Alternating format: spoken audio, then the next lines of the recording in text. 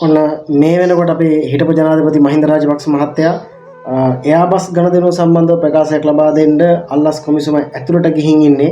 ඉතින් අපි බලමු කීයට දෙන්නේ සහ ඇවිත් මොකද්ද එතුමා මොන වගේ ප්‍රකාශයක් මාධ්‍යයට කරයිද කියන එක. කොහොම වුණත් මේ අවස්ථාව දැක බලා ගන්න සහ එතුමාට සහාය පළ කරමින් මේවට ලංකාවේ විවිධ ප්‍රදේශවලින් ජනතාව කොළඹට එක්රැස් වෙන ආකාරයක් සහ මේ වෙනකොට අල්ලස් කොමිසම ඉදිරිපිට සෑහෙන ජනගහක් එක්රැස් වී සිටින බවට තොරතුරු වාර්තා වෙනවා. ඉතින් අපට බලා ගන්න පුළුවන් මෙන්න මේ පැත්තෙන් මෙන්න ගම්දනව් සිසාරා සෙනග අල්ලස් කොමිසම ඉදිරිපිට කොළඹ නගරයට පැමිණෙන ආකාරයක් තමයි පෙනී යන්නේ.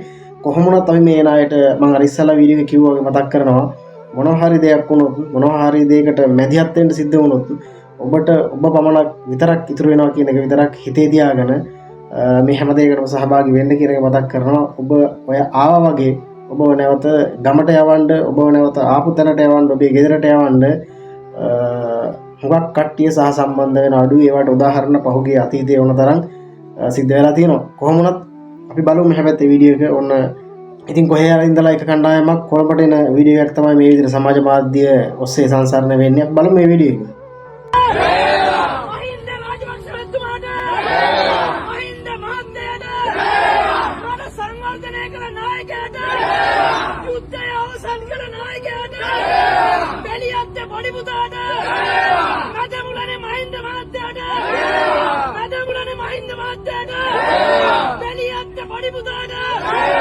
අපේ ජනාධිපතිතුමාට